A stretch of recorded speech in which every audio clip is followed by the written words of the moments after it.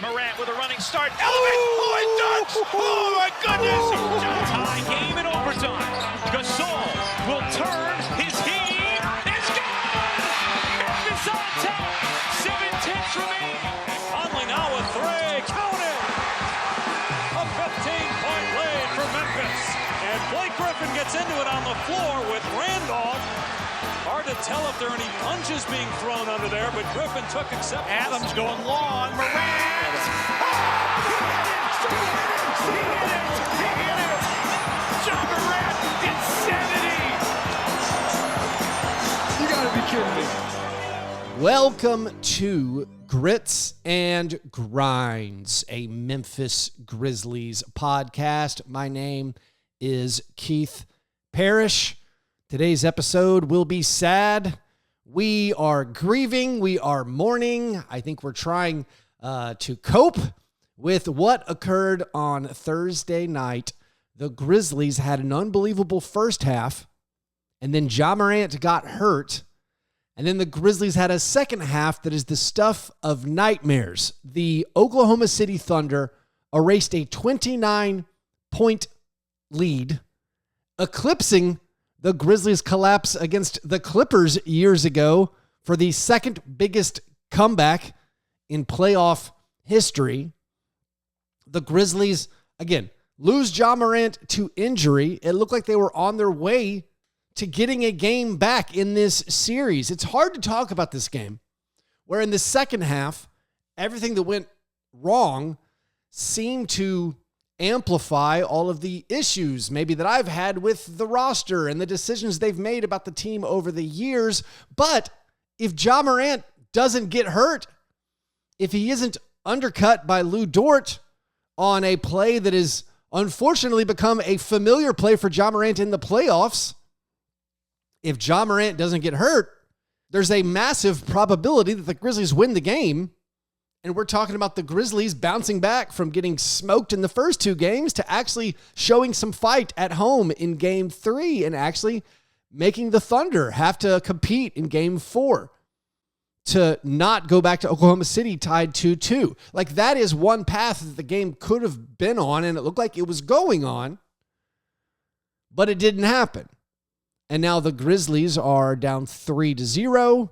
I would say their spirit is likely broken. I know the fan base's spirit is broken.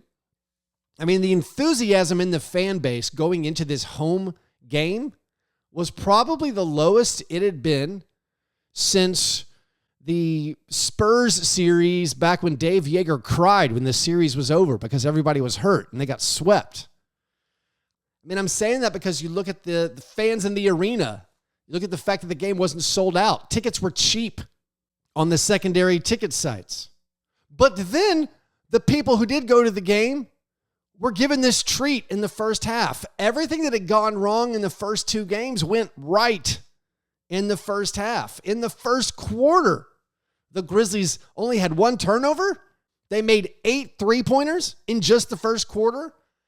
Scottie Pippen made 4 three-pointers in the first quarter. In the first two games, they'd made a total, as a team, they made a total of 16 three-pointers. That's an average of 8 per game. They matched that in just the first quarter. They scored 40 points in the first quarter.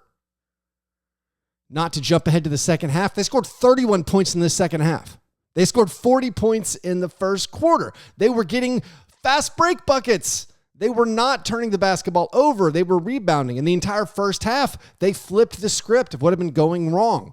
Coming into the game, the Thunder had outscored the Grizzlies 48-8 on fast break points in this series. In the first half, it was the Grizzlies getting 11 fast break points. The Thunder only got 2.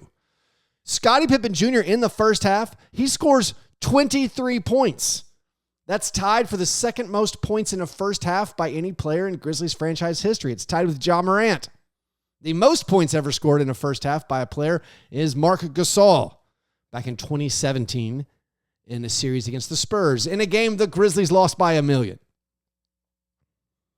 But the Grizzlies were ahead 77-51 at halftime. The 77-point first half, that's tied for the most points ever scored by the Grizzlies in a playoff game in the first half.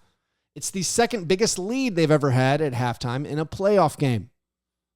The biggest lead was 27 points. This is the Game 5 home win against the Warriors several years ago. They were up 77-50 at halftime. This game, Grizzlies are up 77-51. Now, Ja gets hurt. Again, maybe it's a controversial play. I don't blame anyone involved.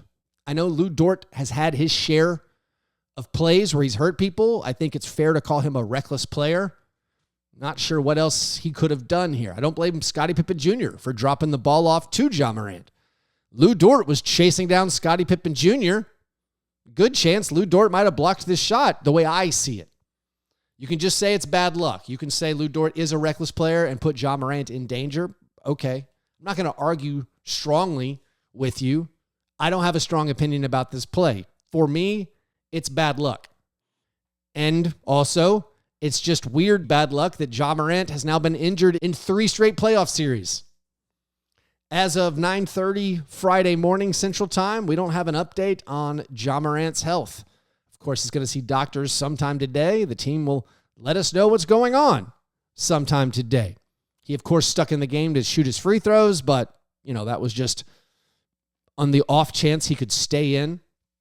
But he left the game, did not return. Despite that, again, they actually closed the first half on a nice upswing. I think most of us thought when Ja Morant got hurt, we were worried. Maybe I'm just overly concerned at all times about the Grizzlies, but I did not feel comfortable with that huge lead because I'm like, all right, without Ja Morant, it's going to be hard to score. But then the first half, you had Vince Williams Jr. checking in, gets a block, leads to a Luke Kennard buzzer beater at the end of the first half, building that lead up to 26. Canonically, I choose to believe the game ended right there. Everything that happened after that, no. It's just all a bad dream. We're going to wake up soon. But the second half, this was as nightmarish of a second half as you could possibly imagine. The numbers are staggering. The Grizzlies, of course, you knew they were going to have difficulty scoring, but still, I never really anticipated a 31-point second half. In both the third and fourth quarters, the Grizzlies had more turnovers than made field goals. After taking care of the basketball in the first half, after having 18 assists and 3 turnovers in the first half, in the second half, they had 5 assists and 13 turnovers. 9 made field goals for the entire half. They were 9 for 36 as a team. They only took 16 two-pointers. They were 3 for 20 on 3-pointers. That's 15%. I have a saying that someone brought up to me in my listener Slack channel, the Grizzlies fan Slack channel. It's been sad. A lot of gallows humor. If you like gallows humor, feel free to go over there. Patreon.com/fastbreakbreakfast. I have a saying, it's not bad shooting luck, it's bad shooters shooting. That's how I feel about the 3 for 20 second half. And it's not just that it's bad shooters shooting. Maybe that's not totally accurate in this. It was unbelievably difficult shots that they were trying to take. Like Desmond Bane in the second half was just 2 out of 8 on 3-pointers. Most of these 3-pointers were not open. Many of them were in the final 5 seconds of the shot clock. Something like 11 out of the Grizzlies' 36 field goal attempts in the second half were taken in the final seconds of the shot clock. These guys were just trying to bail out the Grizzlies. They didn't have a good look. Like Santi Aldama had a couple where he just gets the ball at the end of the shot clock. Or a lot of times he's way out beyond the 3-point line, has to shoot it. Desmond Bane had to do this as well. Also, Desmond Bane, maybe you could say they were bad shot attempts. He would take very, very deep 3-pointers a little bit earlier in the shot clock, but I think Desmond Bane was thinking, this is the best look we're going to get. We are not generating any open looks. Now, there were a couple of open looks, and they were a little bit painful. Santi Aldama had a wide-open 3-pointer from the corner. With the season on the line, Santi Aldama airballs this 3-pointer by many feet. The final play, down 3, Luke Kennard drives to the basket, gets a shot blocked. It ends up in John Konchar's hands. In the corner, he's wide open. I mean, first of all, your season's gone poorly if John Konchar's on the court in a deciding moment. I like John Konchar. I've also been asking for 3 years, can we please get players who are better than John Konchar? John Conchar is a great 10th, 11th man. I don't want him to be any more than that. But John Conchar has a wide open three from the corner. He misses it. Of course, coming into the game, I've been talking a lot about how John Conchar shoots 7% on three-pointers in the playoffs in his career. John did have the second most points he's ever scored in a playoff game in this one, which is 5 points. He now has 20 points in his playoff career. But it all comes down to, in the second half for me, of course, there's no Ja Morant, and without Ja Morant, you couldn't get any open looks against this Thunder defense. And you give credit to the Thunder. Their defense is incredible. They went with Alex Caruso and Lou Dort and Cason Wallace with Chet Holmgren and Shea at times. And you would hope Jaren could bail you out or Desmond Bane could bail you out. Desmond Bane cannot get an advantage against these guys, especially with all the help they can send. Jaren, fought valiantly, but Alex Caruso had the upper hand. They, I think, made a great adjustment of having Alex Caruso guard Jaren, but also they were able to send help. Jaren scored over a triple team late in the game. Other times, Caruso ripped the ball from him. You'd have things like Zach Edey coming and screening for Jaren while John Conchar is in the strong side corner. It's going to be hard to score in that situation because once Zach Edey sets the screen, now Chet Holmgren is just the guy who's going to go guard Jaren. And also Alex Caruso is going to chase behind and guard him. So it was not ideal. Maybe we could turn it back a little bit. Let's say earlier in the third quarter, maybe it all started going downhill with the flagrant foul on Scottie Pippen Jr. Scottie Pippen, after having that unbelievable first half with 23 points, struggled mightily in the second half. I don't really blame Scottie. This is Scottie Pippen Jr. having to be the main ball handler to play point guard against this Thunder team. That's one of the best defensive teams in the NBA, and obviously one of the best teams in the NBA. But the Grizzlies were up 23 when this flagrant foul, where Scottie Pippen Jr. kicks out. They end up allowing a 16-2 run after this flagrant foul.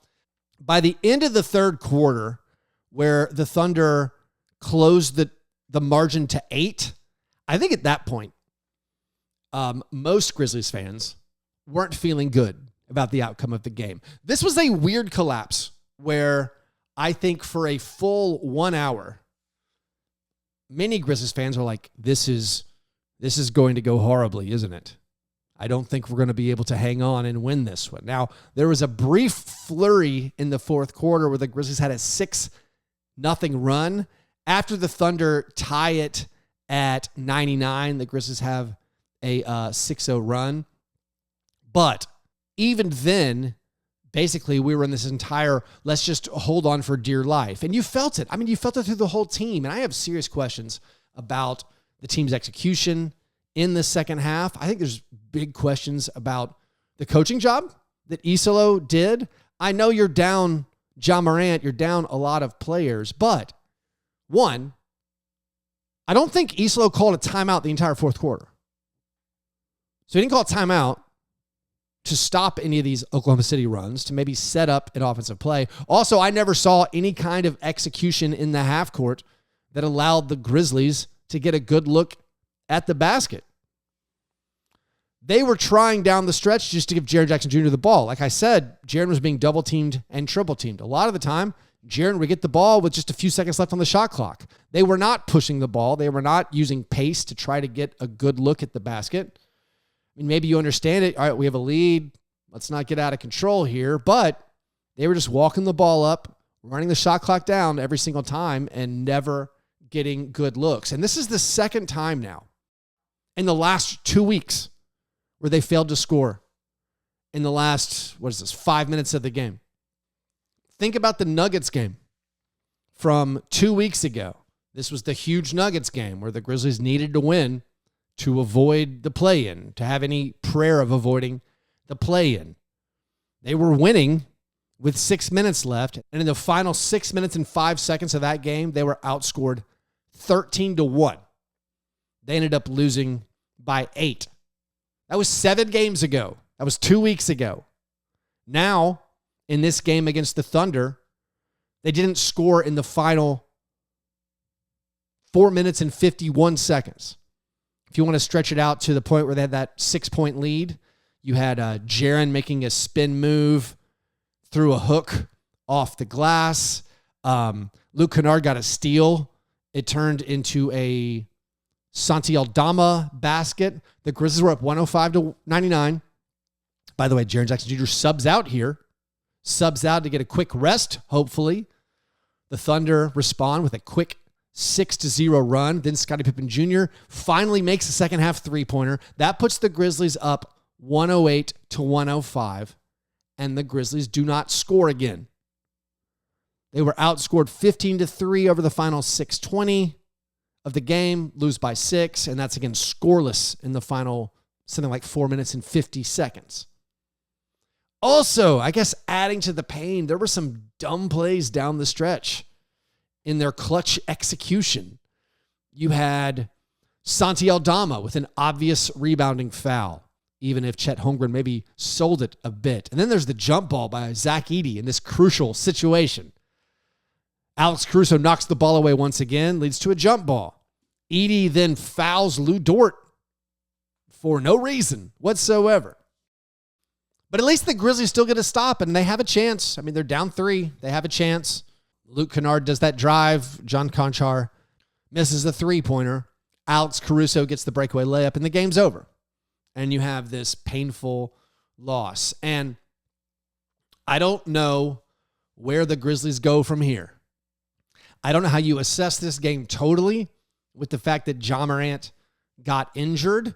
I don't know how you assess this roster going up against this really good Thunder team. I do know your options are limited in the offseason, and I'll have more episodes about this. But to sum up the things I've been saying for a while now, there's not a lot you can do with this roster.